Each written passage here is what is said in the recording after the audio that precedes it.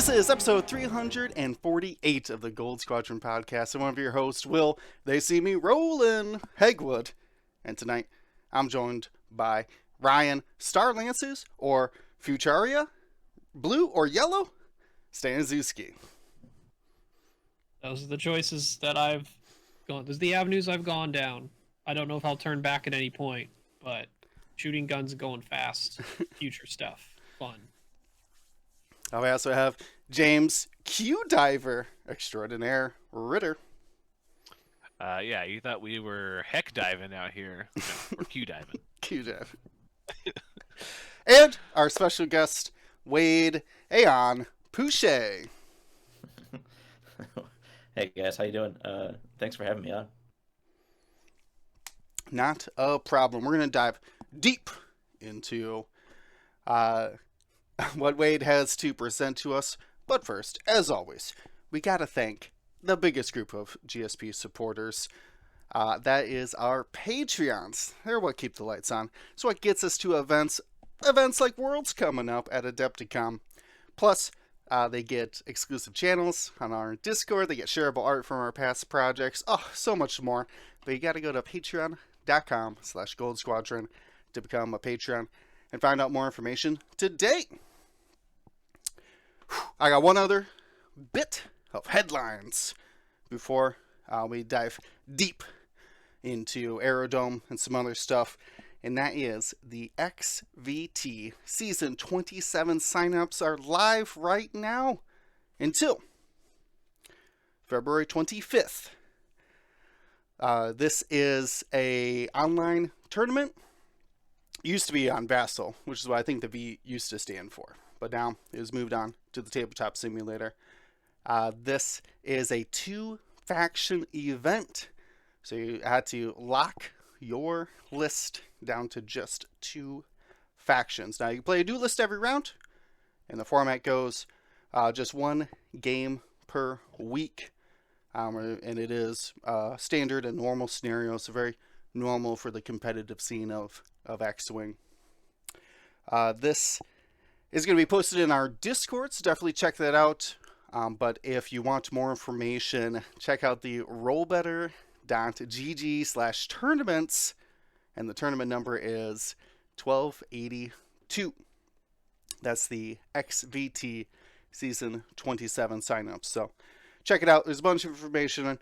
A friend of the show, Tommy Adams, been running those for quite a long time. So if you're looking for some online competitive events, you missed out on some of the other recent ones, definitely a time to jump in. Totally free. No. All guts, or wait. All for the glory. So definitely, but there is some special things that Tommy does. But you got to check out the Discord to find out more. Like I said, check that out on our Discord. We have a section for non-GSP events. In case you have your own event, you can post it in there as well. But I want to give a special shout out. Tommy's been killing it with the XVT tournaments. Always something fun and new with each season. So definitely worth checking out. Again, that's on rollbetter.gg, and the tournament number is 1282. So, Wade, thank you so much for coming on. Hey, how you doing? Give me, before we start the presentation. Okay. I got some Star Wars questions for you. Oh. Well, first off, can you give us an overview of kind of like, Wade, who are you? Yeah. So my name's Wade Boucher. I've been involved in the X-Men community since really it started back in 2012. I was the organized play producer from 2013 to 2020 for Fantasy Flight Games, and created every single thing with my team that you guys played for so hard for really that entire time, and even up until really recently. But yeah, from there I decided I wanted to try my own game. I really loved you guys in the community. I really wanted to see if I could find a way to kind of make it my own, and make it something that we could grow together. And so I started Ephyrean Games, and I started with my first game, Aerodome. That's awesome. We'll talk about that. Oh, we're gonna go deep into Aerodome. I'm excited, but I got 2 questions for you. First off, there's Star Wars questions, so don't worry, nothing too serious. Lightsaber color. What is your lightsaber color? So I built a lightsaber at Galaxy's Edge, and I did choose blue, but my favorite color is actually orange. So I would say orange, I guess. Awesome.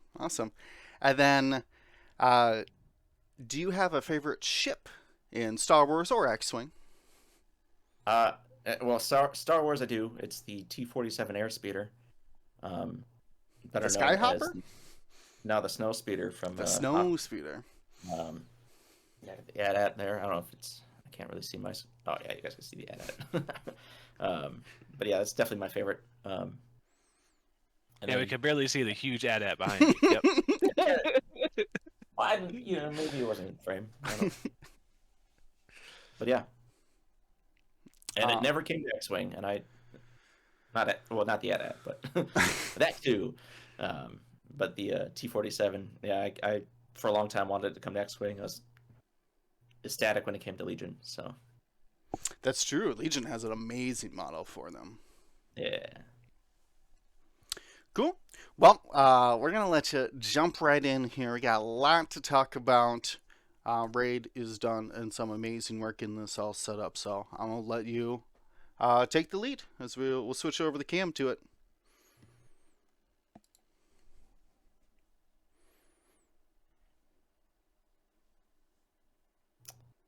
Cool. Yeah, just waiting for. Okay, cool. Yeah, so first of all, I want to say welcome. My name is Wade Pichet, and I am the owner of all things Ephyrean Games. I want to. Oh, no, go back. I want to start by saying thank you for everyone tuning in and everyone watching this afterwards. We have a lot of cool things to cover and some sneak peeks behind the scenes for what I have been cooking. I wanted to do this to be as open and honest with everyone as I do believe in making games for the community. Starting a game company has not been an easy task. It's been filled with hard work and thousands of hours from start to finish on my first project, Aerodome, but I can say it has been the most rewarding and meaningful challenge I have faced myself with, and I am challenging myself to do even more, which is what we're here to talk about today. I wouldn't be here talking to you at all if not for your support, so once more, thank you. A line I do like to say about Aerodome is a simple little dream with wings. Next slide, please. So Aerodome, Rising Horizons, the horizon rises. This first little segment, I'd like to talk to you guys about the first project, Aerodome, Rising Horizons, as we kind of go over the details of how the game's played, and a couple things I would like to talk about how well the first Kickstarter went, and like kind of show you guys some things we are working on for it. Next slide. Oh, I can do that. So how to play. At the start of each round, players choose one of their battle cards, one of their 9 battle cards from their hand, and place it face down. Before the game, you will construct a hand of 9 cards. The numbers correspond to your initiative. When both players are ready, they simultaneously reveal their card, and the higher initiative determines who will go first for the round. Next slide, please. Yeah. Players complete their turns by going through the actions found on their action bar. Actions range from doing maneuver actions like straight, rotate, turn, roll, and implement. There's also a shot attack action currently in the game, which is how you do damage to the opponent. When you are completing your actions, you always start from the top and you work down. As you work down, you can skip any action you want unless it has that lock icon. That means you do have to perform that action. A black background means that you can perform up to the number listed on the action. So the numbers there will correspond to essentially the speed or how many dice you roll for an attack. Next. The number following each action corresponds to which maneuver tool to use for the speed. The shot action number details how many dice you'll roll for the attack. If you are in range of an attack, by checking range with the attack tool. You are going to roll dice equal to the amount, and you are looking for 5s or 6s to deal damage. The first player to deal 15 damage to their opponent will secure victory and become the champion of the Aerodome. Next. So Aerodome currently is for sale on our website, aerodomegame.com. It is $39.95. It comes with 16 different fighter pilots to choose from and 180 different battle cards to construct your hands with. The core set, it's best played with 2 players as a head-to-head, but there are rules for up to 8 players for free-for-all and up to 8-player, essentially 4v4 or Squadrons format. Everything about Aerodome is really kind of constructed with the idea of creating a fast-to-play game that is similar to a miniatures game without the miniatures. It's got a lot of things that are familiar, I think, to a lot of you guys, especially the X-Wing community, and fans of skirmish games in general. Next slide. Oh, so this is the Where We Fly. This is kind of like the update of kind of where we are with the company, or where we are with Aerodome Rising Horizons. We released over 600 copies through the Kickstarter and backer kit, which is great. And we funded it within 3 hours, raising over, I think with the backer kit, it was just around $60,000. We're continuously growing our communities. Discord and stuff like that has really risen with the release of the tabletop simulator that you could play for free. And a shout out to Christopher Peters for helping us put that together. We've been also working more closely with industry influencers. Last week we had a video with TikTok board games come out with over 60,000 views already. And then we were working with people like Quackalope and a couple other reviewers to kind of just help spread the word and show people more about the game. Right now we are averaging a 9.0 on Board Game Geek, which is great. I would love it if you have played, please give us a rating on Board Game Geek. You have no idea really how much that rating could kind of help affect how well a game will do in the long run or not. And then lastly, for like currently, I'm at the last 5% of Kickstarters being shipped. I wanted to have them all done. I'm hoping to have them all done within this month still. It's mostly just international that's left. If you haven't received it yet, I am sorry it's taking this long, but please be patient. We've had a few hiccups with international shipping, and I would like to definitely fix that for our upcoming developments. We are working on distribution for stores and for any local game stores in the United States and Europe. I actually have a meeting. I had a meeting this morning with somebody already. It went very well, and we're excited to keep going. We're working on translations to Spanish, German, and French. Those are kind of like the 3 other big languages after English to really kind of hit the like board game communities. We're developing a faster process for Kickstarter delivery. If I'm being honest, Aerodome ended in December, like early December. It wasn't until early April that I ended up sending files off to print. Most of that was because we were still working on testing to make sure everything was right. But now we're testing earlier and hoping to get all that stuff kind of done sooner, so we don't have like that 4-month gap, which really kind of delayed us from our projected release. And then, yeah, we're working on more Patreon support as well. I want to do quarterly promos for backers or Patreons. It helped me tremendously to kind of get a lot of like things that I needed for the game. So I was really happy to. I'm really happy, and I want to do a lot more for you guys because you guys have been so nice for me. Next slide, please. Aerodome, organized play. You've got the right to flight. This is kind of the start of our organized play program. Next slide, please. Coming in March 2024, we have a couple things really coming out for Aerodome organized play. The first is a Flight Night organized play kit, Volume 1. We're going to expect this to retail for $19.95 And actually, now that we're getting into the reveals more, I do want to say not all the stuff is final. Some of the cards might change. Some of the rules might change on other things that we might have showing as well. Just wanted to show you kind of where things are at as we stand on today's date. But in the kit, it comes with 4 copies of 16 different cards, so a total of 64 cards. It's going to be one of each of the pilot's signature card. So every pilot in Aerodome has a signature card, a signature move that they're known for. And this will come with alt art versions of those cards. It'll come with 8 tokens as well, acrylic tokens made by Curled Paw Creatives. Shout out to Knuckles, who has supplied us with all the acrylic so far and all the acrylic moving forward. There will be a poster just to kind of help with interest, hang it in your friendly local game store, and then there'll be like a little information book or a sheet as well to kind of tell you how to use the kit.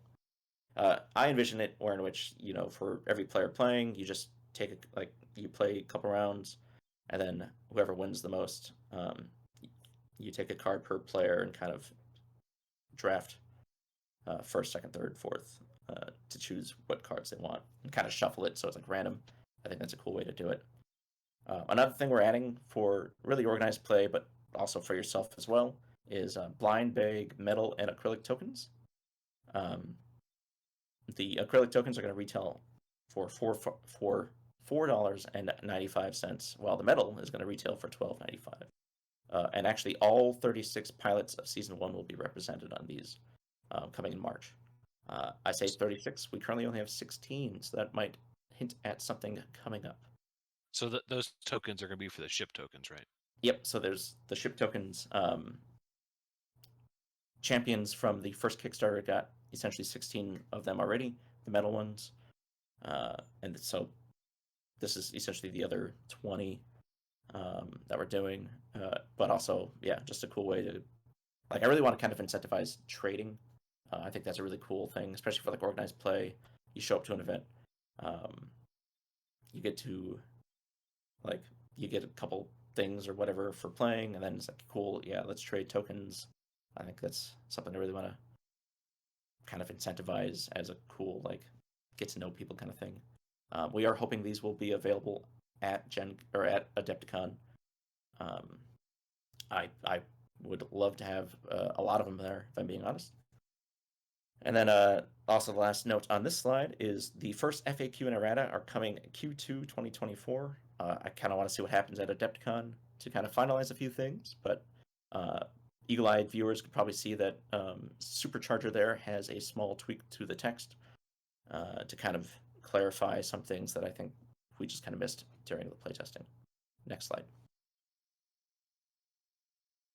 Roar into competition. So this is actually the start of kind of what I want to do at larger scale events.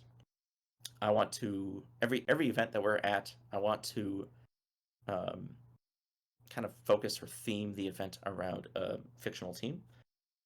So in this case, it is, all right, we'll go to the next slide. For this, it is the Chicago Apex, but you've probably seen the Minnesota Frost is another one. But the Chicago Apex is what I will be doing for Adepticon. It is also mascotted by a T-Rex, themed for Sue, which is a nice little shout out. I got to see Sue. Sorry, I got to see Sue last Adepticon. It was really an awesome experience. We will have a booth at Adepticon, in which we'll be demoing and selling copies of Aerodome. But also we have 2 events at Adepticon on Friday and Saturday, March 22nd and 23rd, respectively, at 3 p.m. The format will be 3 rounds cut to top 4, and they're 45-minute rounds. The top 4 will play 2 games, so if you lose the first round of the top 4 elimination round, you will play a second game to determine third and fourth as well. Players are required to bring their lists for their pilot, plus a set of their own auxiliary cards. Any stadium set, there's of course only 1 stadium set currently, plus 3 additional cards. Plus they must bring any components needed to play the game of Aerodome, with the exception of the mat, because, next slide, we will be outfitting every table with a mat for them to play on. This is the Chicago Apex mat, I'm also dubbing the Crater as their stadium. Prizes for the event include participation being a card and a sticker. Winner of final Swiss round will so the winners of the final Swiss round will actually get to keep the mat that they play on, just as a thank you for playing. The top 8 will get a set of the Chicago Apex maneuver and shot tools. And then first, second, third, and fourth are medal tokens. Not pictured is the fourth place token, which will be a black token. But first, second, third, gold, silver, bronze. I just want to say right away, like, this is the first time I've got to really kind of design prizes for this game, and it's been amazing. I really like the concept of kind of turning Aerodome into like this sport, and I am excited to share it with you. I do see a question. So the Crater does have a different set of stadium rules. I have an article actually going on the website tomorrow that'll detail it, but essentially Ox tokens will be placed range 3 from the edges, from the center there. You could kind of see an outline of the Ox token on the mat. And then when a player flies over it, they can pick it up, they get an item or an auxiliary. And then if there are no tokens on that at the end of the round, then they replace the auxiliary token. And then lastly for this, choose your pilot. We currently have a poll on our Discord to decide which promo card or promo pilot will represent the Chicago Apex. Last I saw, Elena Zane was winning for an easy W. So we will see what happens, and we hope to have your votes on our Discord. Next slide, please. So this is our first big reveal. 10-4, ready for more. I mean, we've already had a lot of reveals, but this is like kind of the first meaty one, I would say. Next slide, please. So this is going to be Aerodome Rising Horizons Volume 2. The core set of Aerodome kind of came with all of the heroes from the different factions. So that this is kind of how I'm supplementing the rest with the villains. From Ace, Futoria, Martaga, and Starlancers are now coming to compete in the Aerodome themselves in 4 new expansions. We're hoping to have this ready and launched on crowds on probably Kickstarter for June 2024. We have 4 new expansion packs, which will bring in 16 plus new fighters and 180 plus new battle cards. Some of the features in these expansion packs include new action types. So there's Dazed and Recover actions now, which I will get to later on. There are new stadium cards. So each expansion will have a unique stadium to represent that faction.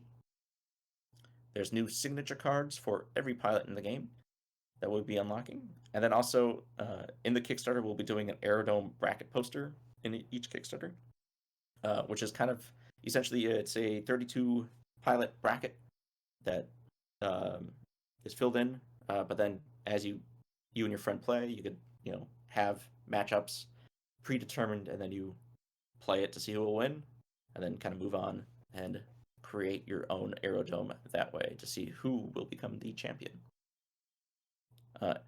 Something we learned with the previous Kickstarter is people like stretch goals. So every 2.5k after the goal is reached is a new stretch goal or a new unlock.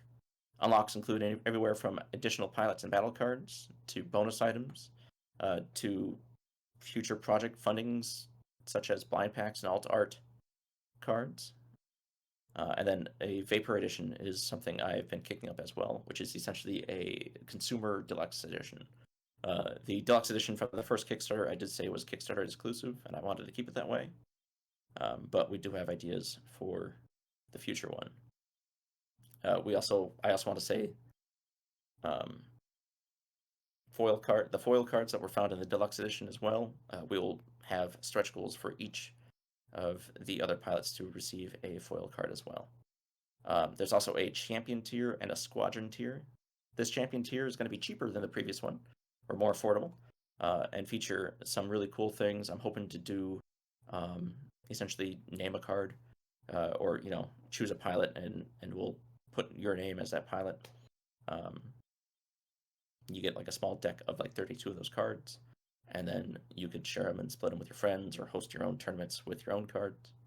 And then the other cool thing I want to do is start a squadron, or a squadron tier, where in which it's 4 sets of the champion tier, plus your own custom team. Similar to like the Chicago Apex, I would work with you to create a logo and then a small or a sizable kit, probably about the same size as what we're doing at Adepticon, of promos for you to run for your own team. These I'm calling minor league teams or champion teams, where stuff like Chicago Apex will be a premier team. And that's something I'm really excited about. Next slide, please. So this is our first reveal, our first pilot reveal anyways. This is John D. McMyers, codename Danger. John D. McMyers is named after 2 of my locals up here who really helped me out a lot with the first Kickstarter and getting that all done, Andy and John. And they're helping me out with this next Kickstarter as well. And for that, I decided it'd be nice to name a fighter after them. So this is a Futoria pilot. It's a sharpshooter. After you complete a successful attack action, recover 1. This action can only resolve on debuff tokens assigned to your fighter. So this is essentially a rebuff, or like, you know, putting out fires and putting off ice, but like just a nice debuff manager kind of built into the pilot ability. Yeah, it does have actually 0 Immelmans, just like Archie and Ely from Ace, but I mean, as more battle cards come out, there will just be more and more options to kind of find ways to turn around. But it's one of the larger ships in the expansions and in the game in general, so it made sense to me to kind of limit what they can and cannot do. I kind of blame the sweet spoiler that they're sporting for why they can't turn. Next slide, please. Our ace reveal is Commanding General Gref Valancourt, also known as the Golden Dragon. Aerodome, the art style, doesn't really show off what the ships look like. They're kind of coded in this like archetype color. But he would have a large dragon painted across the wings in gold, like in gold foil. He's kind of a showboater. And actually, he is the reason why Theodosia gets her nickname of Dragon Slayer, if you could figure that one out. His ability is add 1 additional ammo token to cards with the ammo keyword. So as you draw more and more auxiliary cards, you could kind of maybe build your deck around having ammo tokens and using them. He essentially gets additional shots with things like proficient missiles, and even like stuff like freeze ray, which I actually am going to retract because I think we are fixing that. Actually, sorry, with the FAQ. But yeah, so this is the first of the Fokker D7s. Next slide, please. Martaga. So the expansion for Martaga takes place 1 year after the Martaga universe is established with the core set.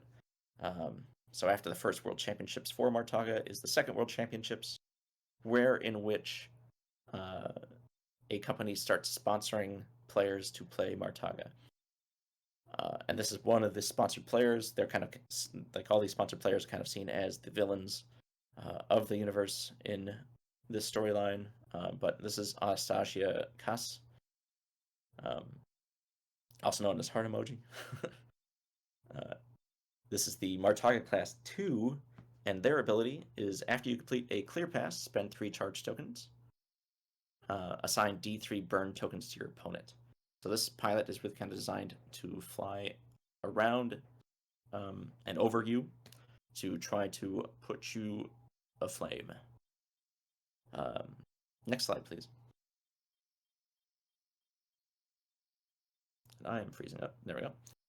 The last pilot, unfortunately, I don't have art for yet. And as you can see, there's no call sign either. The reason why there's no call sign is because this is actually something I want to do with the next Kickstarter. Is I want to host, or leave it to you guys to kind of decide what some of the call signs will be. We will host like naming challenges as we run the Kickstarter to kind of determine what they will be. But in the meantime, this is Aurora Dawn. The Starlancer ships in this expansion are kind of all based around ice and the frozen token mechanic. And Aurora's kind of mean. They have a ability in which after your initiative is reduced down to 0 from frozen token, you will also suffer 1 damage.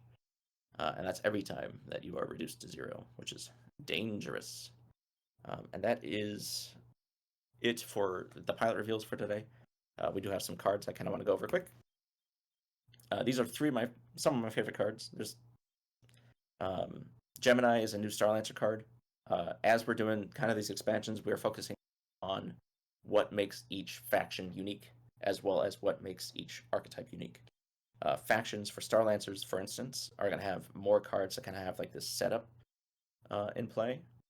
Gemini has a couple cards, I think, they're named after the stars of the constellations. I can't remember off the top of my head.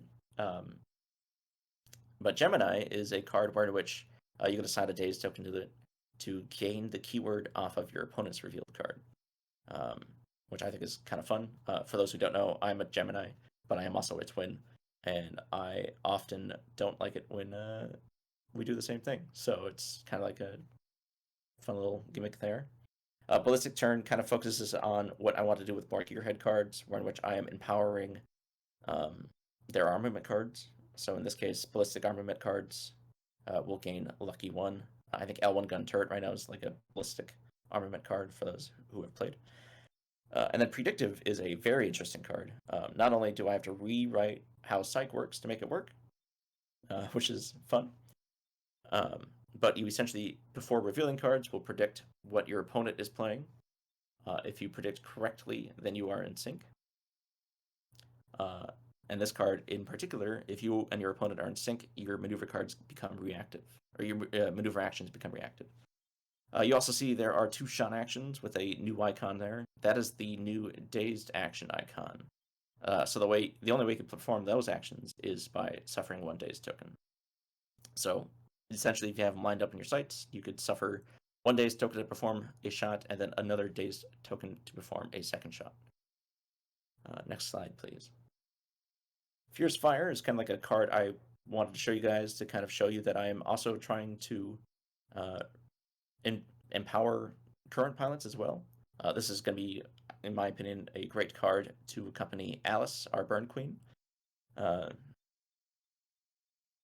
It's these a lot of Futoria cards also will self-inflict damage, and this one will assign a burn token to you to then do Scorch 3 to the opponent. Borealis Attack is a card for Aurora, who we just saw a little bit ago. This attack does no damage, but it does deal freeze D6, which could be a lot of freeze, and that would definitely kind of keep it up there for you to get your initiative down to 0 to deal that damage. If you're lucky, you do have to hit the attack of just 2 dice, though. And then Buh is a new card as well. During the modify initiative phase, you may ignore the split second, so it's kind of giving you this option. Keyword to gain burst D3 and assign 2 frozen tokens to your fighter. This kind of both helps and hurts you. Kind of doing more things like that to kind of, yeah, the Hank Hill card. Kind of like incentivize you to do maybe riskier maneuvers for Daredevils. Next slide, please. A new challenger approaches. So this is our next game. Next slide, please. Super Dice Battle. Fight your friends in this party brawler inspired game. Coming hopefully in 2024. This is a 2 to 8 player game, ranging 30 to 60 minutes. Some of you guys have seen versions of this already, both at Gen Con or last year's Adepticon. It has gone through many iterations, and we're still working on it very hard. It is a combo rolling dice game inspired by your favorite party brawler video game. Characters from across the Ephyrean projects will also make an appearance in this, including some that you've already seen, some that you have not yet seen in Aerodome, and then some from other projects as well. Battle with items, unique stages, and roll the super die to KO your opponent. So I would like to next slide. I would like to go over kind of like how the game is played quick. So this is meant to be a quick game, kind of inspired by video game fighter games. Players each secretly select one of their 5 signature move cards, so that, for instance, in this case, would be lightning jab or jump down from on the right and left there. Players reveal simultaneously, similar to Aerodome. The player with the fastest initiative will go first. So 0.008 milliseconds beats out 0.280 milliseconds. So lightning jab will go first. Players select a combo card from the 3 revealed. If this card matches their signature card, it may deal additional effects. So you'll see up attack is a neutral card, or with that arrow pointing to the right, and so is lightning jab. So if Southpaw there chooses up attack as their combo, they'll gain a benefit of those 2 icons down there, which I won't get into details. Players' turn consists of rolling a combo roll with the 6 custom dice to attempt to complete their combo. So there's 3 black dice, which will have your up, down, left, right, and then your 3 white dice, which have your A, B, Y, Z. And then each of those dice also has like a wild that you can spend for rerolls. Players may block damage by discarding one of their combo cards from their hand. You can see a little trash can with the blue trash can is essentially what you would discard to gain that much shields. Because if the combo is successful, so if up attack is successful, then it'll deal 1 damage to whoever they choose. If back aerial is successful, it'll deal 3. But with jump down on Detective Jules there, it would actually do 5 damage, which is a lot. Players, once a character is KO'd, the player who controls them gains a stock token. First player to 3 stock tokens will win. And like I said, this game will have 8 characters. It'll have characters. I'll say it now. Ash Buchanan is actually coming to Super Dice, and then Bertha, the shark from the previous couple slides ago, that shark pirate, will actually be coming to Aerodome as a part of a future project as well. Next slide, please. So this is a story to drink to. This is a game I have been developing for a long time, in kind of back burner, but one I've always wanted to do. I've always wanted to, next slide please, make a drinking game that is based off one of my favorite video games, or really a lot of 90s adventure video games. I think of Goof Troop a lot, actually, if I'm being honest. But this is a light-hearted adventure RPG game inspired by 90s adventure video games, where you follow the story of Princess Pilsna as she discovers her former lives and must save Aeolind from darkness. This is a drinking game also where it's not drinking for punishment. I feel like that's very common in a lot of drinking games. Instead, players will drink to help benefit the party when the time is right. I want this to be a genre-defining beer and pretzels game, and I definitely think we got the beer down. It's coming late 2024 with 1 to 4 players. It's about 30 to 60 minutes. I'm hoping to do essentially 4 different dungeons with the kit, or buy 1 pack for all of them. And then roll your d20s and adventure through different dungeons to find pieces of the magical mirror and stop the evil Lady Dunkel. Just a little taste of kind of what the story's about. But yeah, I'm very excited for this one, and I can only imagine you guys are as well. I think it's gonna be great. I'm doing all the art, and I'm already loving just the cartooniness of the characters. You don't. The other thing to remember too is you don't actually have to drink for this game, or you can drink whatever you want. But we will include tokens that kind of represent taking a drink. But yeah, so next slide, please. Ooh, this is a good Aerodome one for you guys to get excited.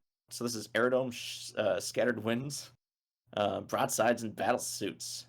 This is the announcement for Season 2 for Aerodome. Rising Horizons is Season 1. We still have projects for that, but Season 2 kind of what I'm doing with each season is I'm kind of introducing stuff like a new core set and new rules and stuff like that as well to kind of show you guys, or just bring in like new factions and stuff like that as too. Next slide, please. So the fleets of the 8th Sea and the exopilots of the United World Fighters enter the Aerodome. This will introduce a new core set, like I said, with 8 new pilots. It'll be less pilots and less battle cards as the first core set, but it'll cost less. But I also want to really focus on just kind of the new factions. The 8th Sea is consistent of pirates. This is actually where Bertha will live. And like their whole mechanic will be kind of like setting up cards. The idea right now is they'll essentially play a card with a certain keyword. I won't say what it is yet. And then they can play essentially their next card to gain a benefit. But at the expense of your opponent knowing what card you'll be doing next. Where United World Fighters, they're actually kind of based off of RPG stereotypes or archetypes. So like there's a ranger, a paladin, a priest, stuff like that. But in like this 20-foot exosuit. And their whole mechanic will be leveling up cards as they play. So you might level up a card from, winning initiative, level up this card, and stuff like that. There will be new keywords as well, rapid and sicken. Rapid, I'll say right now, is essentially exploding sixes, where in which if you roll a 6, you can roll again to potentially do more damage. And sicken is a new debuff that we are still testing out, and I will get into further details on a later date. Expanding existing factions as well. So we have Martaga is getting Martaga Reloaded. Martaga right now is like based on like a 1980s style video game, but Martaga Reloaded kind of takes the story into the future a little bit, where in which is like the early 90s, and you are now playing essentially a game closer instead of to Galaga. You're playing a game closer to my favorite game, Raiden. And then Futoria Rust continues the story of Alice and her squadron in a much more of a post-apocalyptic setting. We're hoping to launch Aerodome Scattered Winds in 2025, and can't wait to show you more. Next slide, please. This is our last reveal, actually. So Omni Duelers. Gotta duel them all. Next slide.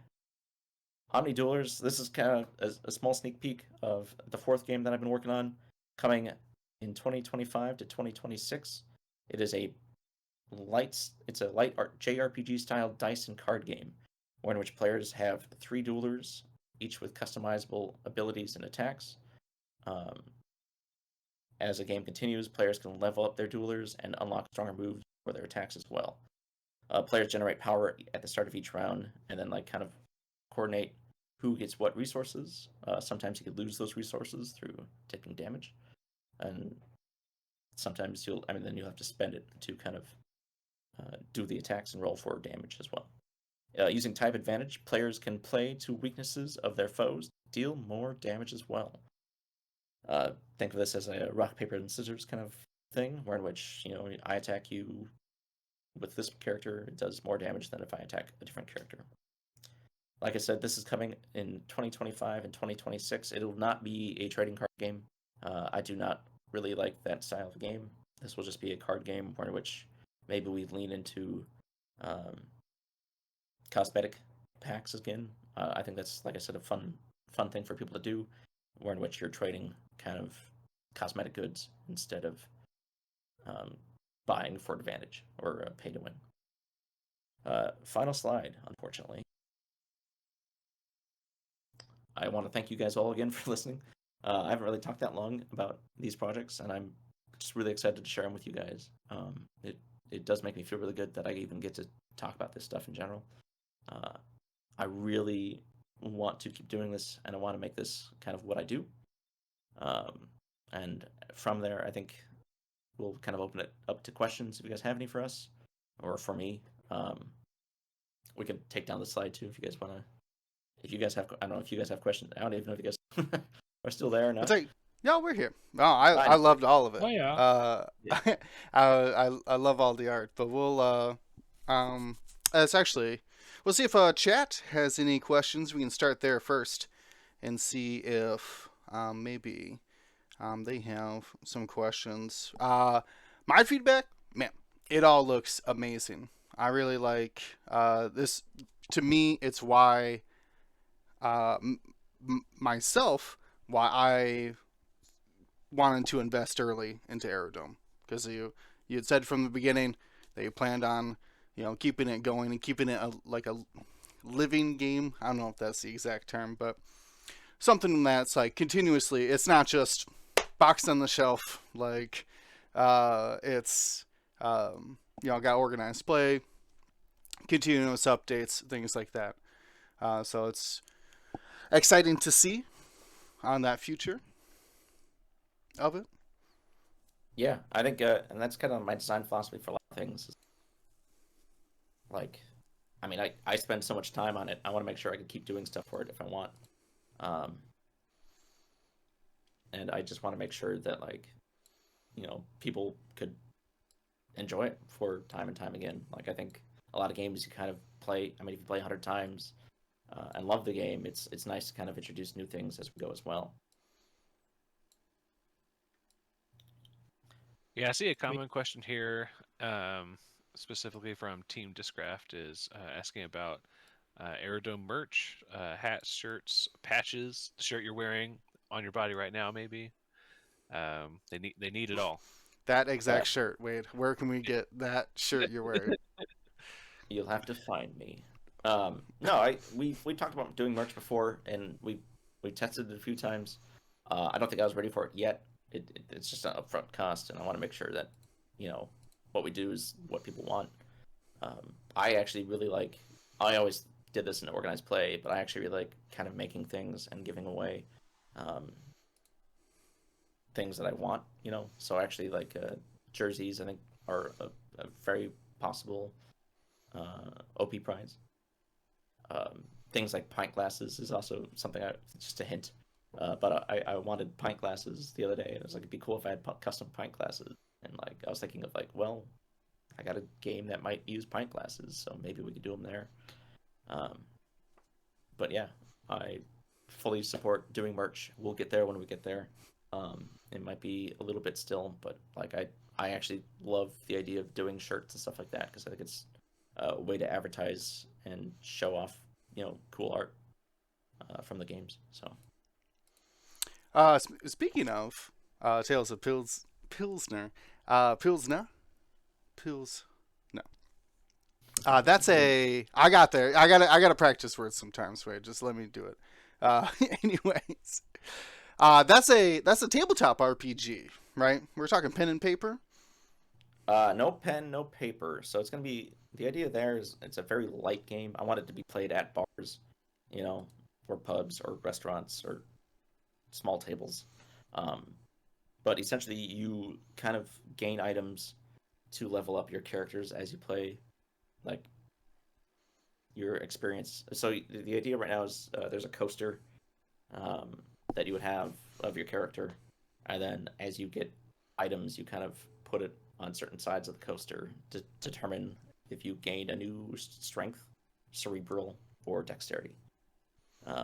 Those are like your 3 stat lines. And then if you take damage, you would put it on the 4th side. But like that's kind of what we're looking at as far as like a quick gameplay idea there.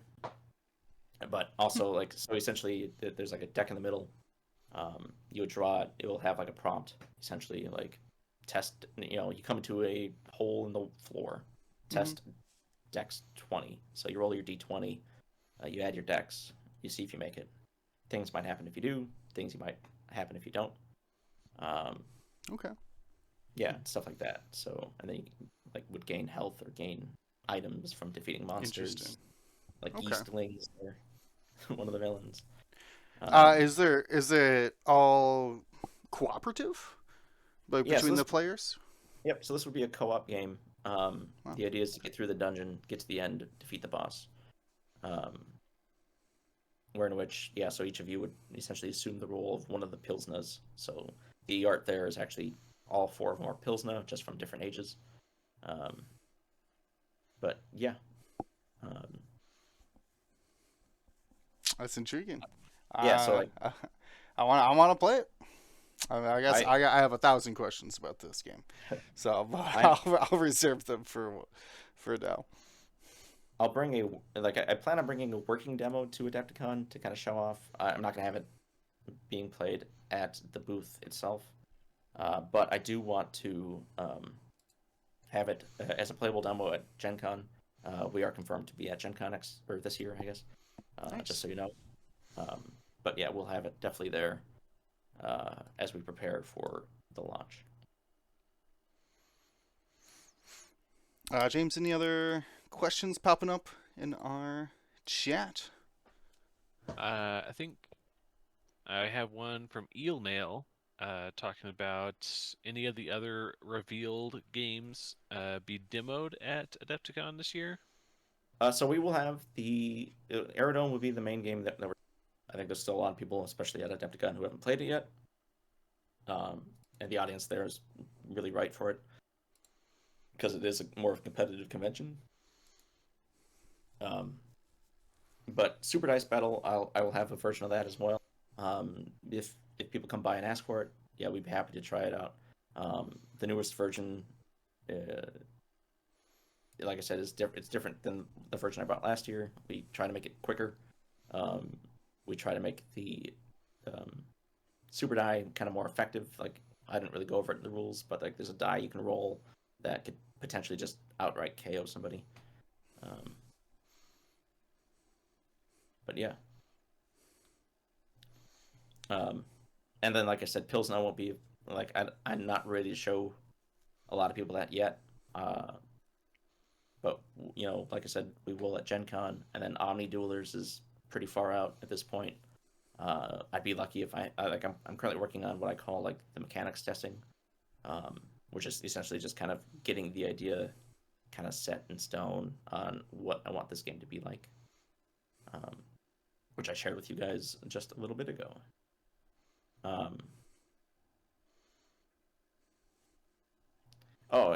So I see a question about organized play kits.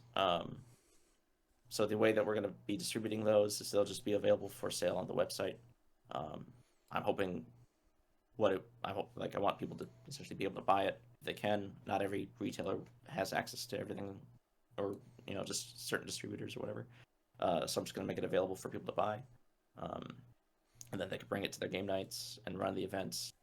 And I just want to make sure that like people can get it, because like that was something I experienced at my time at FFG. Was like not every store was getting kits or could get kits, and I want to make sure that if you want a kit, you could get a kit. If you want a kit just for the items, that's fair too, I guess. But I think a lot of people also play like they don't have local stores; they'll play like on Kitchen Table. So yeah, it's nice to have that option, yeah, and not have to like go through a distributor. I mean, I really want to support friendly local game stores, which is really the reason why I'm doing organized play at all. So like I said, like my hope is like people will be able to take it and play it at their store. No FLGs, only support Ray Pache. That's the message that I'm getting. Is that right? Something like that, yeah. Support Wade while going to FLGs. How about that? Yeah, but yeah, I think that's a great way, because like then you can start just like I do believe that a game's community is what makes it strong. You guys know that, I'm sure, firsthand. Even without any releases from my end or anybody's end, like a community could kind of keep a game going for a long, long time. And I want to make sure that they're the ones who are supported the most out of all this. So like, yeah, if you wanted to try to grow the community, it helps to bring it to a friendly local game store and kind of show them all the cool things that are, like I think the first OP kit, it's fun. It's got some cool colors. If I'm being honest, like I really love the looks of them. I'm calling them the blueprint design. But yeah.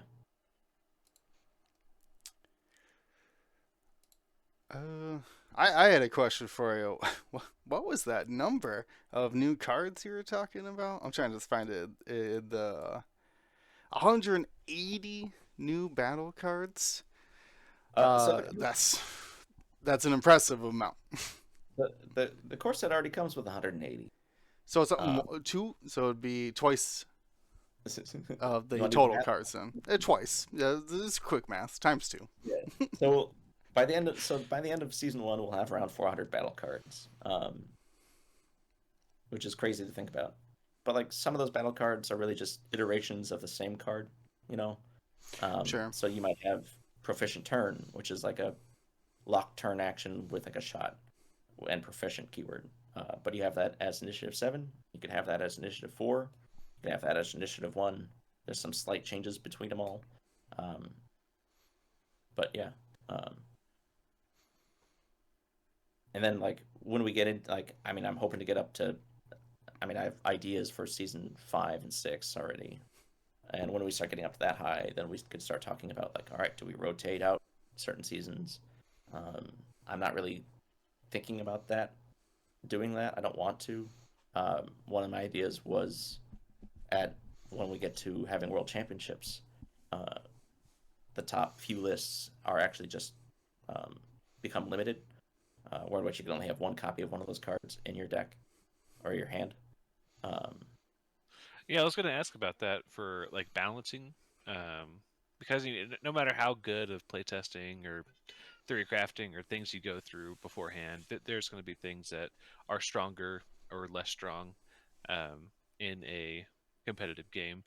So it looks like you're already thinking about ways to use like a limited, like a ban or limited list. yeah, and like there's a few things. So the FAQ will cover this in a little bit. But there's like a few things I did kind of, yeah, those might be too good, you know. Yeah, Um, and like I do want to keep it balanced, and I do want to keep it. I mean, there's gonna be, yeah, like it's a card game. There's gonna be a meta, and that's fine. I'm okay with metas, but I definitely don't ever want to have people feel like they got overpowered by a card, you know. And I want to make sure that there's variation throughout competitive play as well for different pilots and hands. And I think that's one of the unique things about the game, where in which your maneuver hand, like for the most part, will probably vary heavily, like fairly easily from others. Because I mean, even if you brought the same pilot with a similar hand, maybe you want to find a way to get the edge on them and have like a different 8 initiative card that like could yeah. help you Like slide down to 7. having different tools in your toolbox, or have an answer for their rock with your paper, and vice Yeah. versa.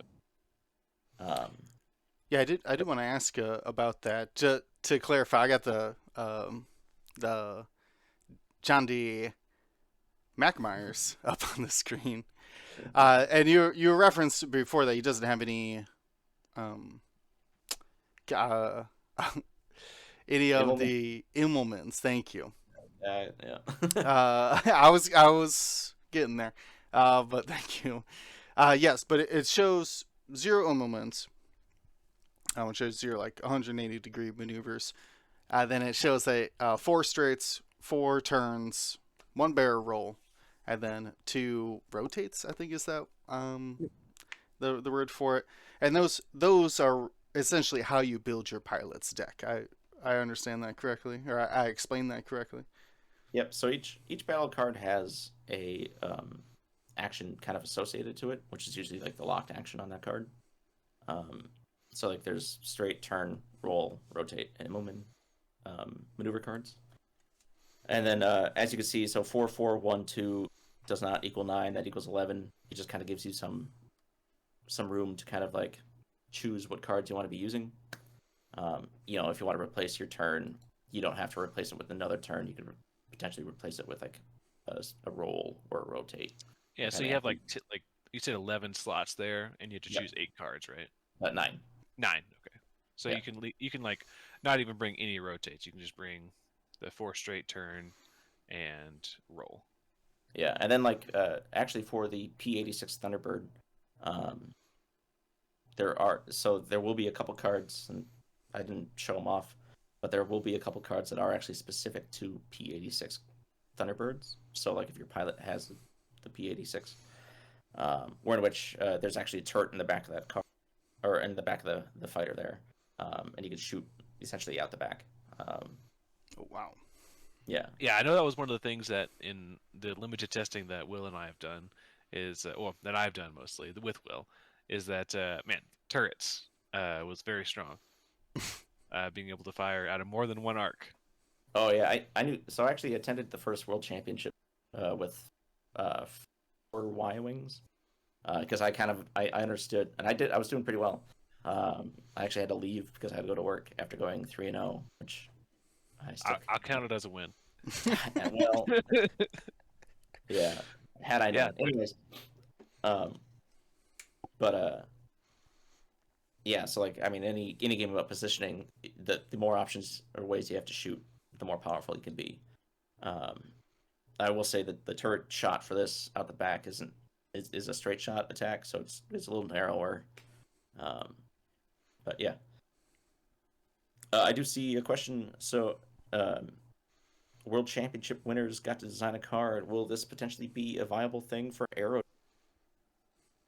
Good question. I actually want to do something cooler. I want to make you a pilot yourself, immortalize you kind of into the game as a character from a faction, which I think is, I mean, I think it's pretty dang sweet. yeah, you're really taking the if you were an X-wing card, what would you be to the next level? Yeah, like I think so. X-wing they worked with the winner to kind of decide what you do. I would probably do that a little bit, but probably not to the same extent, just because I want to make sure balance is kind of taken first. 360-degree firing arc. That's all. That's all I'll take. Sure. I mean, yeah, sure, but you take a damage every time you make a shot. That's fine. I'm Yeah. gonna Alright. shoot every turn. I'm gonna shoot. All right, The All right, clock Jamie, is ticking. when you win Worlds, that's what we'll do. There you go. You You gotta win it first. notice how he said, "Win, I win." Not if. Win. Well, you will win. Just win. Win. That'd be. Call sign spin to win. Yeah. We are working on events for Gen Con. Actually, I didn't reveal that either. I wanted to kind of point out. So we have Minnesota Frost. We have Chicago Apex. I already have the Indianapolis Wasps kind of picked out. For those who don't know, the Indianapolis 500, not only was it used to be owned by the top fighter pilot during World War One, Eddie Rickenbacker, which is the inspiration for Theo in a lot of ways, or Theodosia. But also, the first car to win was nicknamed the Wasp. So I kind of wanted to the Indianapolis Wasps. I really like kind of theming the mascots or the names kind of around something cool about the area that I've always found interesting. So those are the three for now. We're working on. I mean, I am working on going to Nova. I am working on going to Essen. I am working on going to UK Games Expo, but probably not this year at this point. And there's a couple of like LVO Open, or LVO, I should say, is also one on my list. So maybe keep an eye out for those. Yeah. Make the UK system open your Europe trip. I mean, what? My Europe trip. I think he's referencing a 2005 movie. No, just like you're No. where people can come see you. Oh, That- okay. Yeah. Oh, sure. Yeah. Yeah, when I was first like theorizing what to do for Aerodome, I thought it would be to like I wanted to do like a party fund kind of thing for the Kickstarter. I don't know how it would work, but like if so many people committed, then I do a tour kind of across the country, stopping at places, teaching people how to play, and giving them their copies that way. Because I think that would be a lot more interesting and fun. But yeah. Cool. Any other questions, guys, in the chat? I see there's what do we got in there? I really want a pilot who can take a debuff to do cards. Oh, actually, that's a good idea. Eelmail talks about taking a debuff token to do cards and like the actions in a reverse order. So usually you have to always go from top down, but like in this case, it would go. Man, that's like a whole nother level of thinking you would have to pilot. The debuff might have to be pretty significant for it. When it's too significant, I usually like taking damage. So in Aerodome, there's currently only one way to regain any health, and it's only and I plan on keeping it super limited. I don't want people to just kind of stall.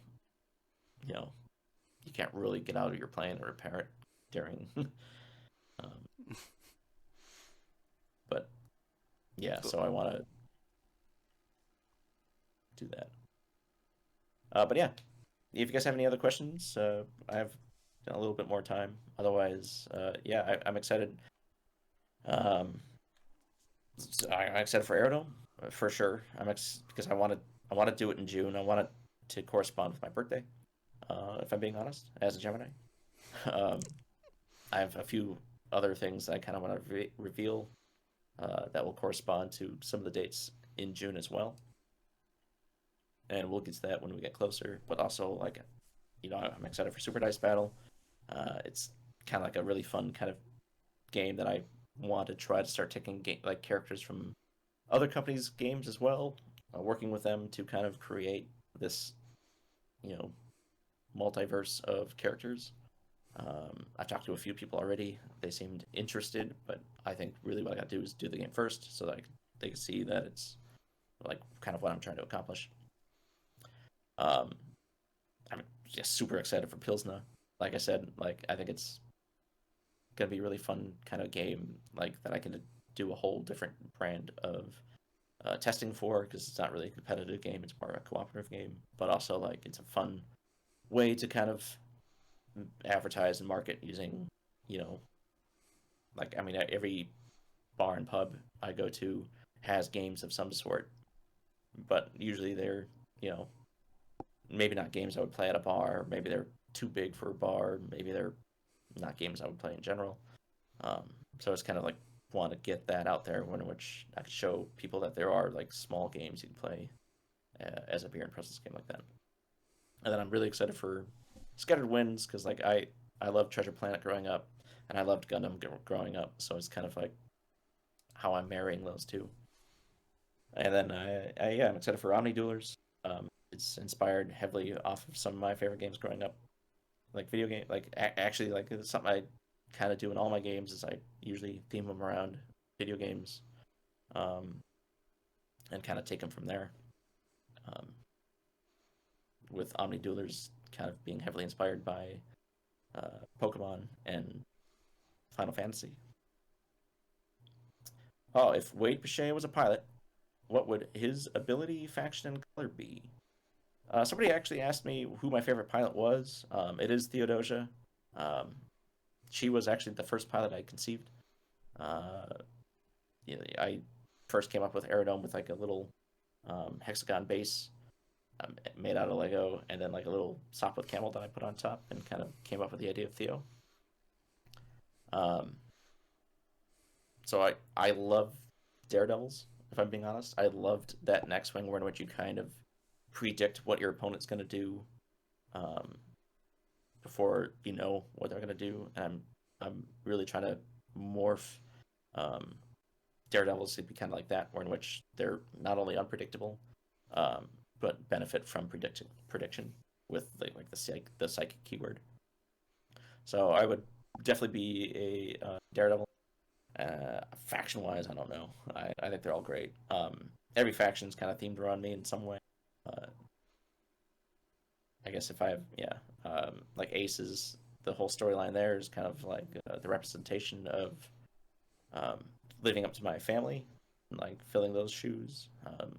Futoria is this world of kind of the darkest time in my life, of depression and letting go. Martaga is this aspect of my life. Jax, the character in the short story that we have on our website. You can read about them. It's a great story by my friend Shay, but they detail Jax as a young, quirky kid, like myself growing up, who didn't really fit in, kind of nerdy, I suppose, but found an avenue And then Starlancers is kind of about my relationships with, my siblings, um, and stuff like that. Like, just trying to always do good, but not always being able to.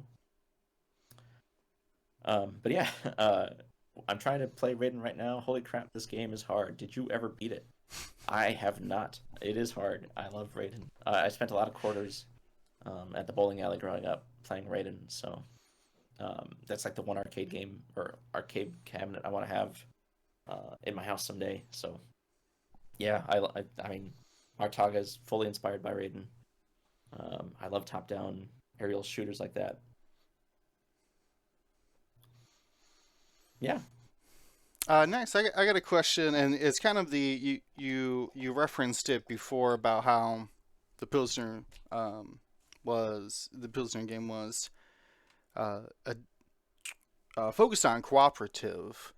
Uh, how has developing a like competitive game been? Is there like any challenges that were kind of like unexpected for like making Aerodome because of its competitive nature?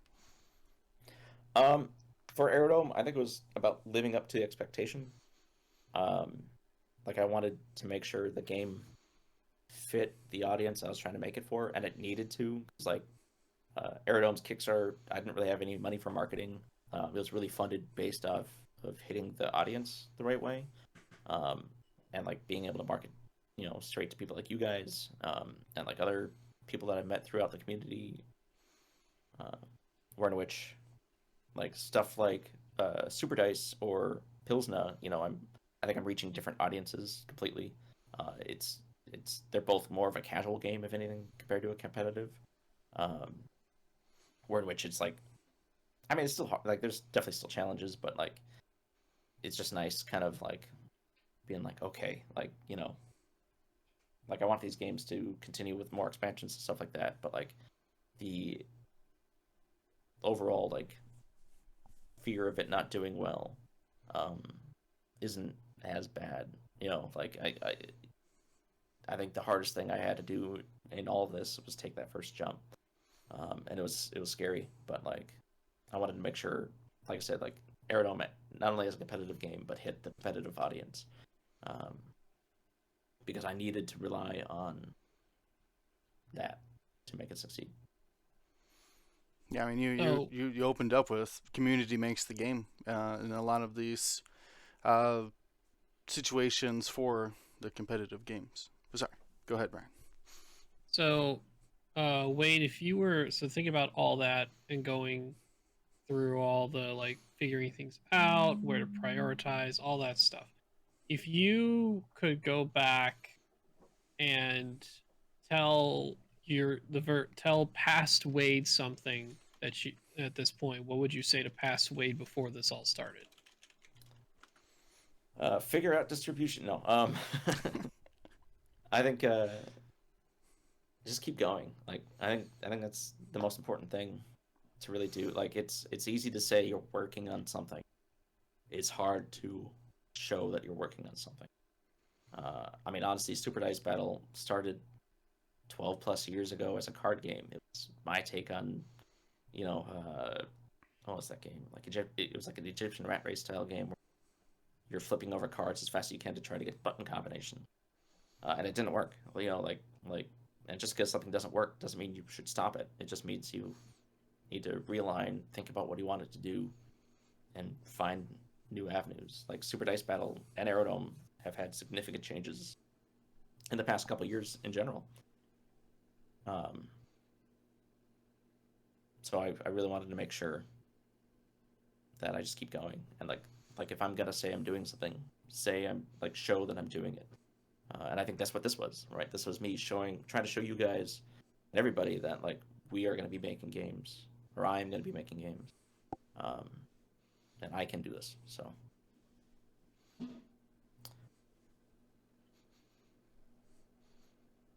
Awesome. They're asking you what was the date for the next Kickstarter that you have yeah, planned? most of those dates were for the Kickstarters. I will say right now, I've been thinking about using GameFound as well. I think they have a better add-on system, and I've had a few hiccups with like using Kickstarter than using BackupKit. Either way, June will be hopefully the targeted release for Aerodome Rising Horizons Volume 2. Pilsner, I'm hoping for Q4 of 2024.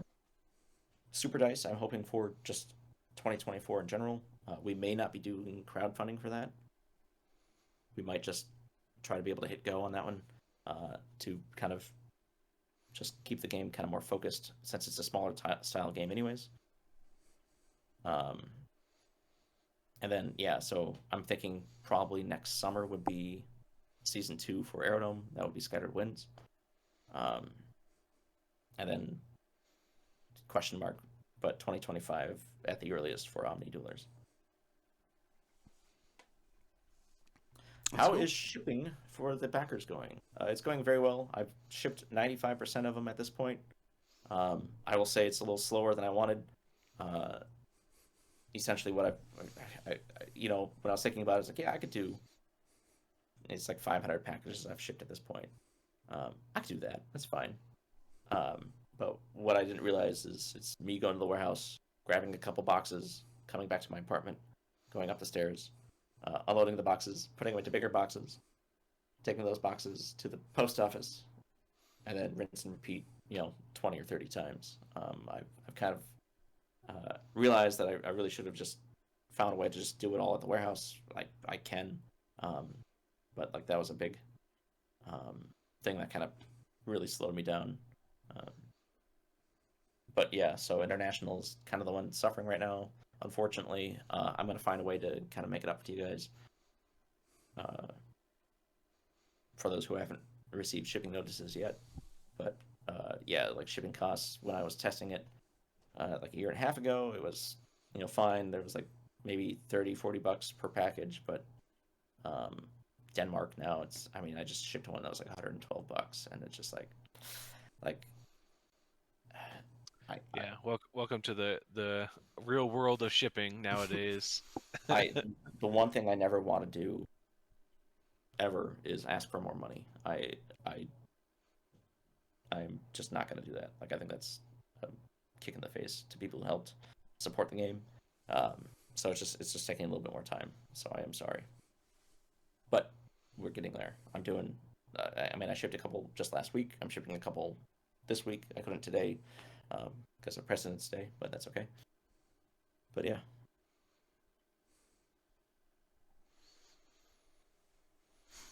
That's awesome, man.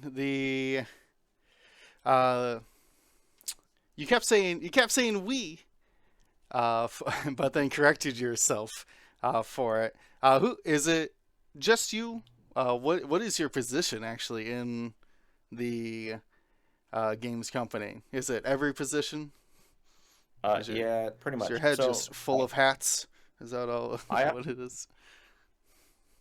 Yeah, for most projects, it's usually me. I have asked help for graphics and stuff from other friends. Taylor Shuck is doing all the art for Super Dice Battle, and she's doing great.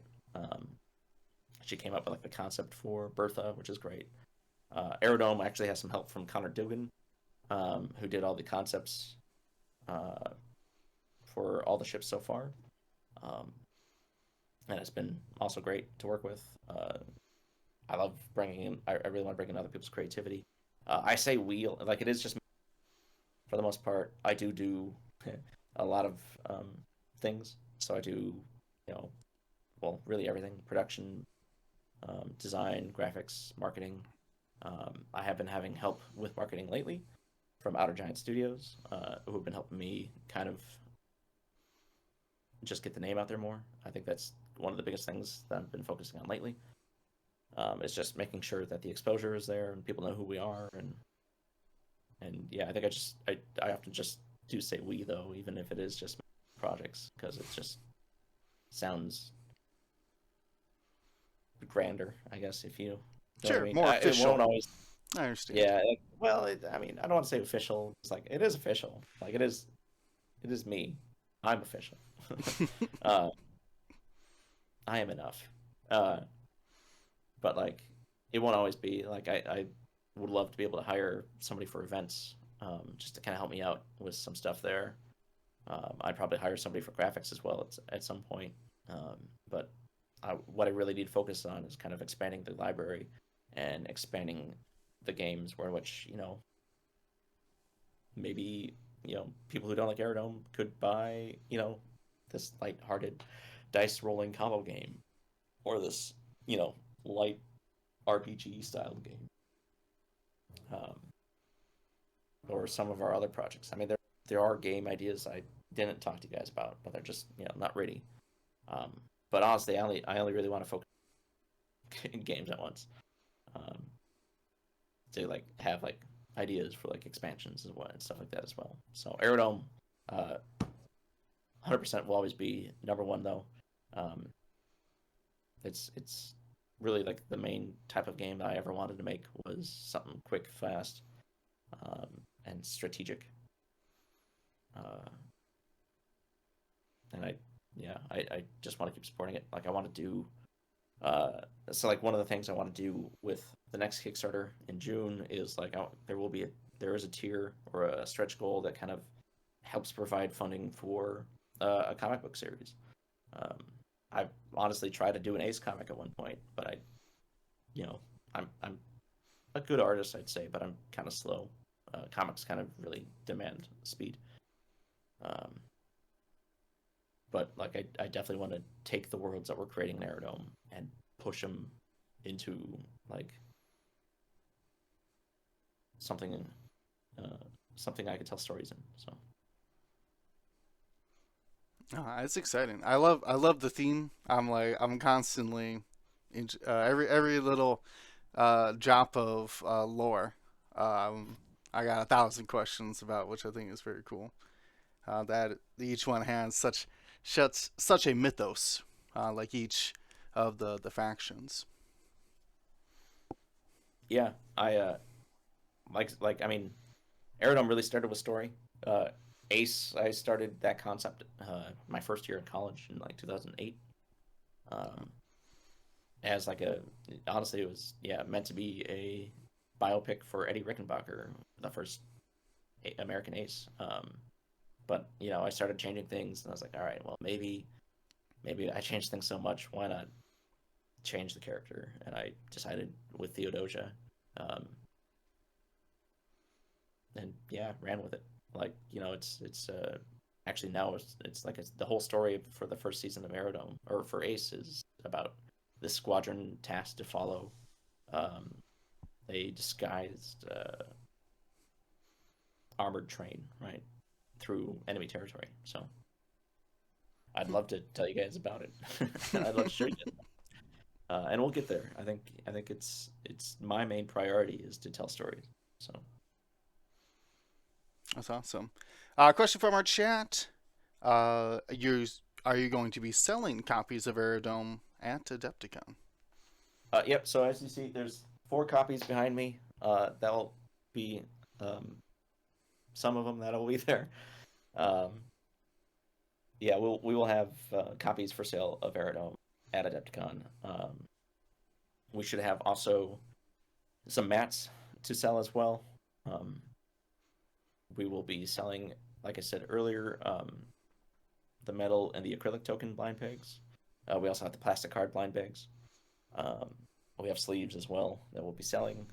I'm going to be doing a gift with purchase of the participation card from the tournaments as well. So if you didn't play in the tournaments and still want the card that we give away, you can just make a purchase either at the web store during the month of March or the month of April, I should say, because Adepticon starts the end of March. Or make a purchase at Adepticon and you'll get a copy of the pilot card that is chosen as the champion for the Chicago Apex. Nice. Very cool. Wait, if you're in the booth, who's running the tournament then? The tournaments don't start till 3, which is pretty close to booth close. I will have some help running the booths. Mr. Forbidden Donut in the chat here. That's actually Andy McMyers, or Andy Myers, not McMyers. He'll be coming down with me, as well as some other friends who will be there helping out. Andy's actually been, I like just shout out to Andy, I guess right now. Like something I want to do too, actually, while we're talking, is I want to start recognizing people who kind of helped in. And one of them is definitely going to be Andy Myers. And I'm working on details for that. But like Andy's kind of been supporting me really since day one. When this game was more of it was a deck building game when I first like started working on it. Where in which you draft, like you had your mat, you had your ships, but then you essentially would draft cards for your hand or your deck. It didn't work. Surprise. People would just kind of stay in one spot, and I was like, "This sucks." But like Andy, Andy was there. He was there, 2 years ago at Adepticon. He was there actually almost at every event that I've run, and yeah, he's been great. Shout out, like I said, to Christopher Peters. Shout out to actually Dion as well. Dion did the video for the first Kickstarter, as well as the theme music. And yeah, he deserves. I mean, you guys also deserve a lot of thanks. Like I said, like Aerodome had a very, very minimal marketing budget, but it was because of being able to talk on podcasts like this that I was able to get it out there more. So. I mean, we only good things so far coming from us about the game and really the game company as well. So love to support. Why compete when we could just rise each other up? Yeah, I think that's great. Like, I just want to play games. Is that what? I think it's the only thing all of us wanted. It's just like I miss the days of going to an event, playing a couple of games, and going out and talking about the games that we just played, rinse and repeat. Like I think I just want to create like lasting memories like that for people with my own stuff. Just because I could actually do it. You can put together like the perfect day of playing all of your games. You go and you play in an event of Aerodome, then go to dinner, and as you're eating drinking, you play Tales of Pilsner.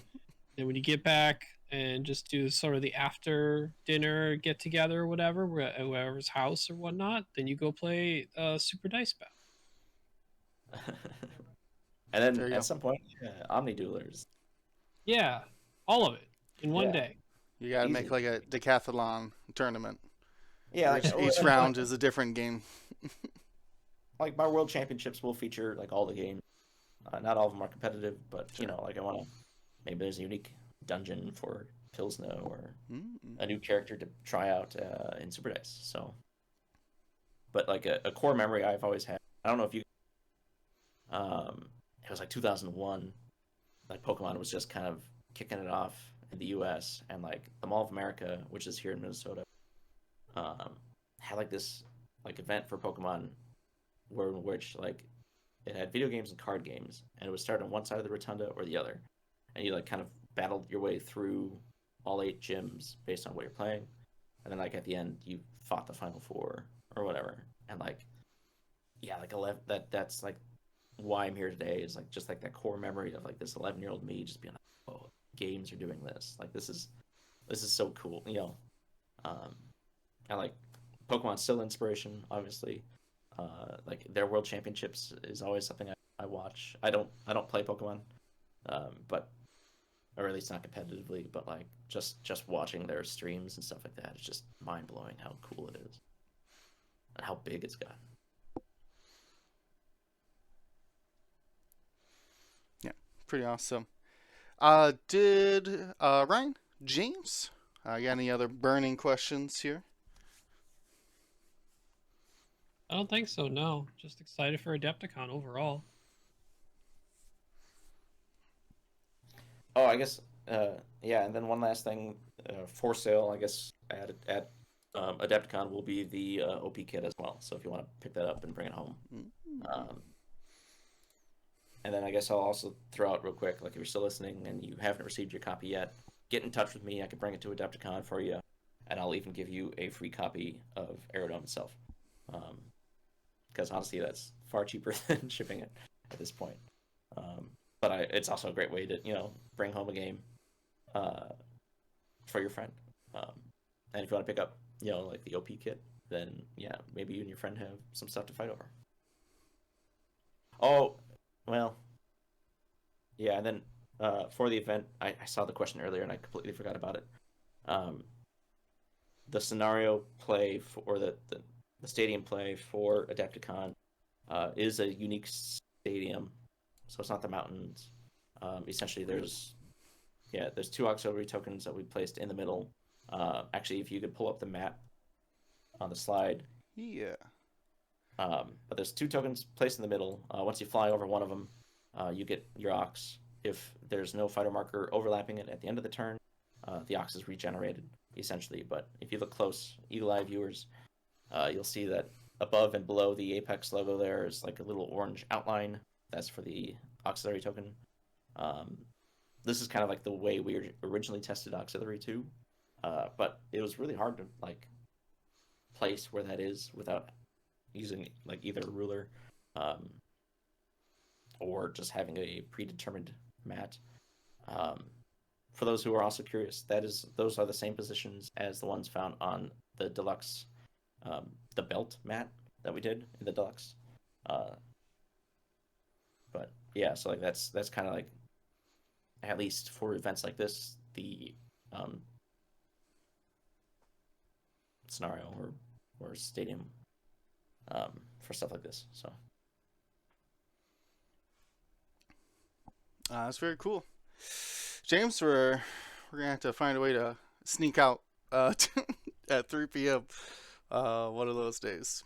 Well, Yeah, in between 5 rounds of X-Wing. Maybe. Yeah.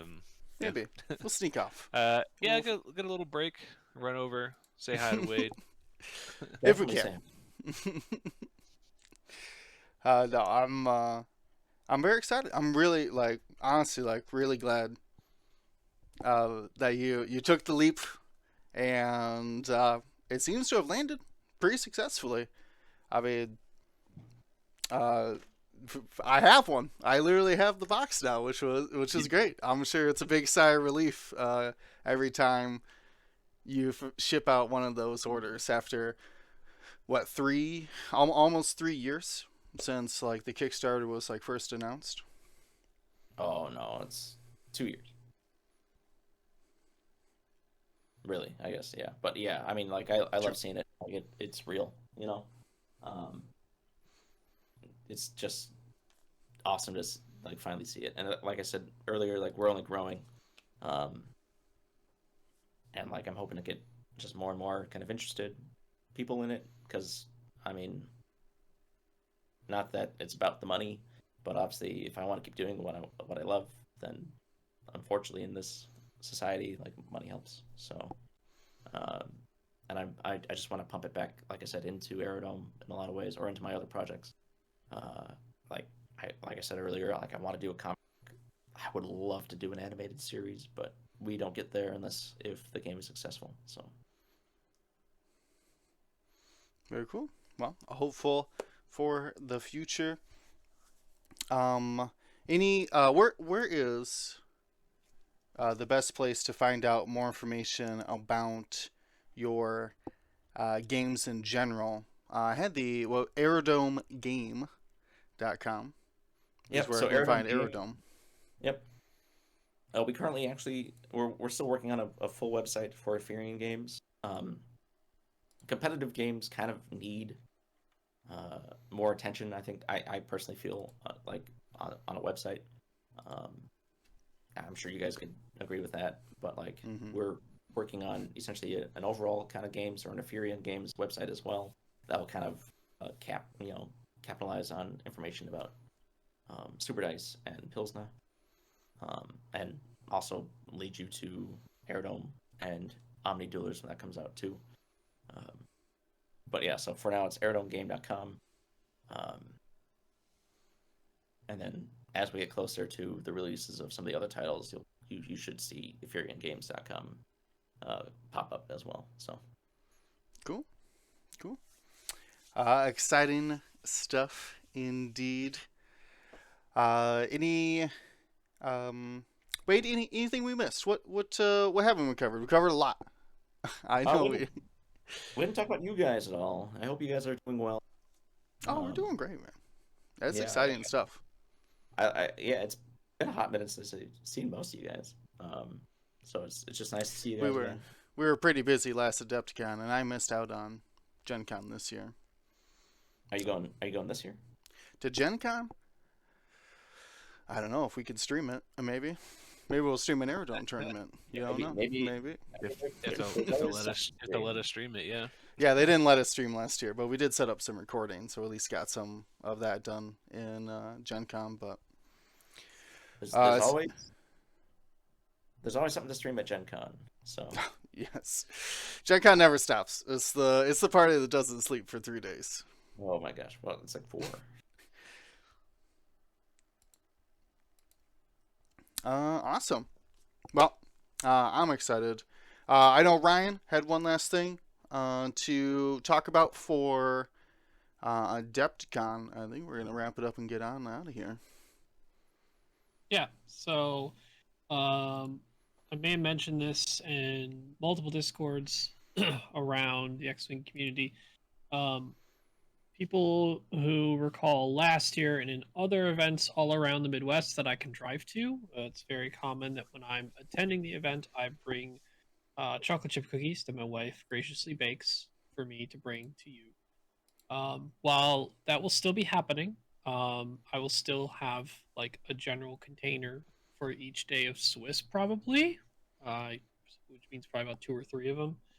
That'll still be there in some location, probably after rounds like 2 or 3, because I always want to give the judge staff first dibs on it.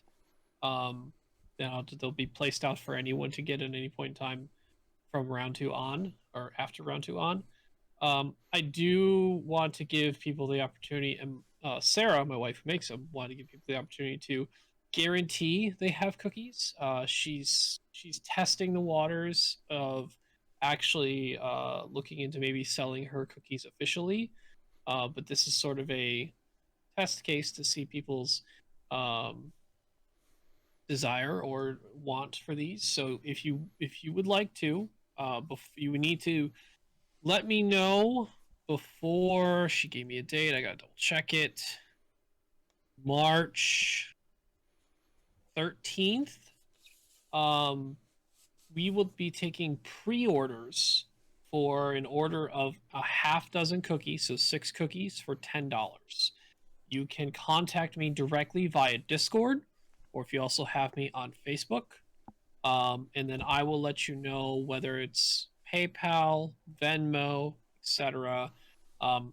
I can't guarantee I've yet to figure out a time at which Adepticon will be the best meet up and pick up your cookies type of thing, or where I will deliver it to you.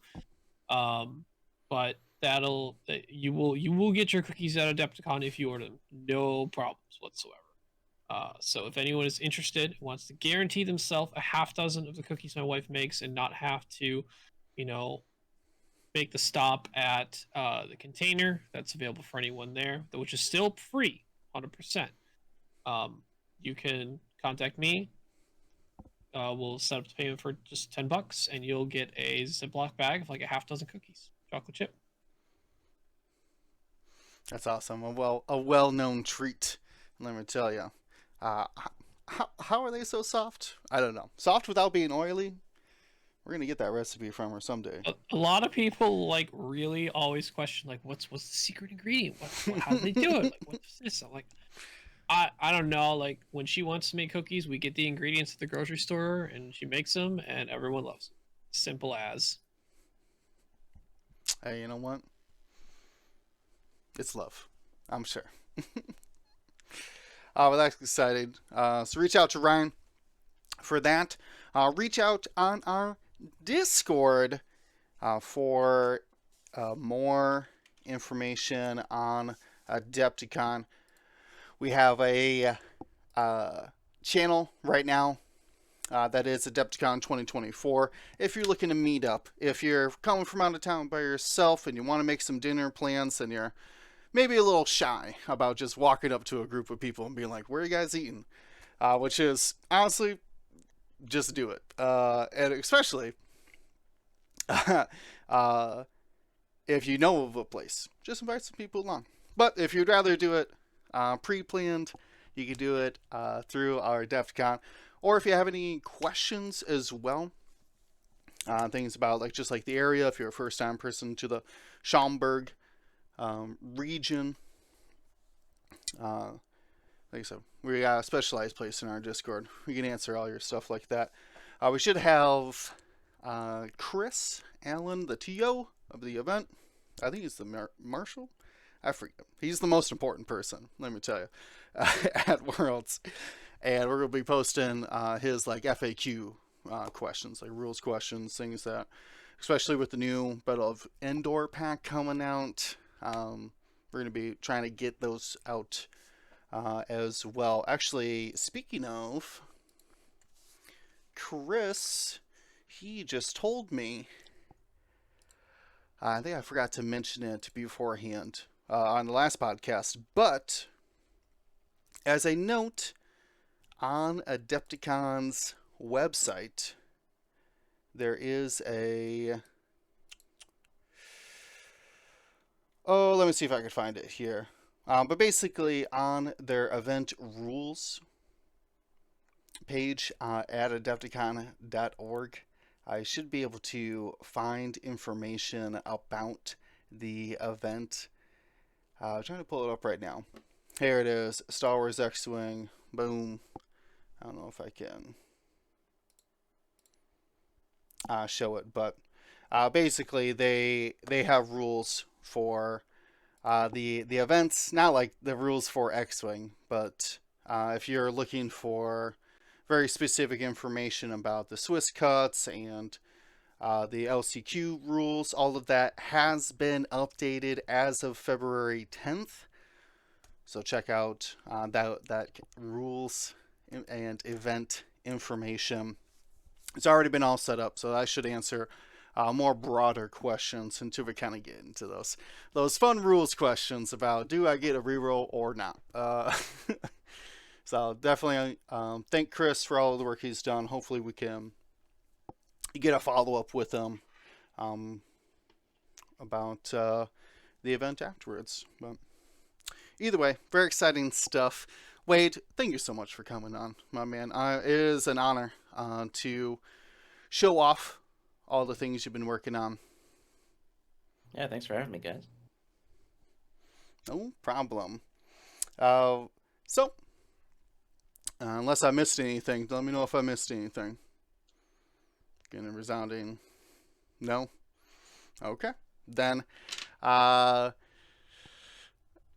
for everybody watching at home, thank you so much. We're on here streaming every Monday. Me and James play some games on Wednesday nights as well, so check that out. And of course, mark it on your schedules. Adepticon starting Thursday? Yeah, March 20, yeah. Which is earlier, 1 week earlier than it's ever been. No, which is really throwing me off. It's lovely because know. that means I'm not in the doghouse again for missing our anniversary for the third time. My significant other's birthday is March 31st, so I also get in the same boat. Yeah. Also, I don't have to do some workarounds for it either. Exactly. So, luckily, the Easter Bunny's plans on coming early this year. I think if it sees its shadow, we get another 2,000 years of religion or something. I don't know how Easter works. I don't know what that is. We'll find its eggs and then it'll be great. But more on those eggs next time. For now, stay safe, stay smart.